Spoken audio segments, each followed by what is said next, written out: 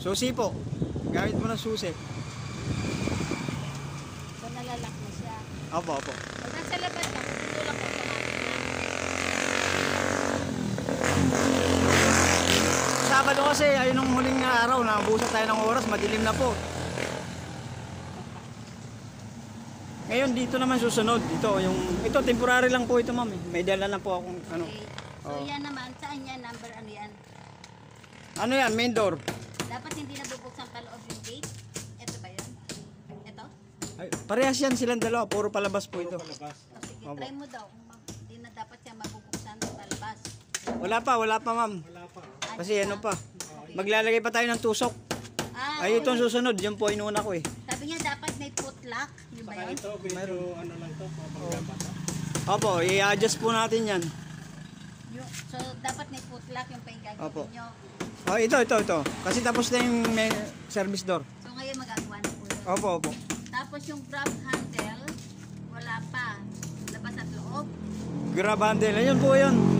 Ito. So ito. Ito, mayroon na to. Ito yung gagawin. Oh, ito na po yung handle. Ayan. Dito po yung isa. Paano yung masalim? Lilihain po yan.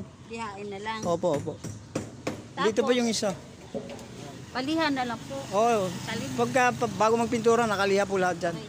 Tapos, barrel bolt. Ayun. So, ayun ito na nga po. Susunod ko po. May daron na po akong dala. Ito. Opo. Yung mga accessories nandun. Dapat daw po may lalagyan ng padlock. Padlock. Meron po. Kompleto po yan. Hindi pa rin kasi tapos eh. Sabi, pagkatapos po eh, papacheck ko po sa inyo. Wala pong problema. No. Iba na to. Yung buong metal fence. Yung gawa ng illegal. Nagsusway sa taas. Yun na yung nakita niya. Magagawin mo na rin. Opo, lahat na po. Kung ano ipapagawa po ni ma'am.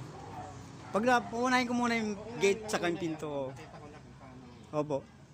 Okay naman. Sani, meron sa'yo. Pahanap mo kay Kuya Sani yung pinutol nila.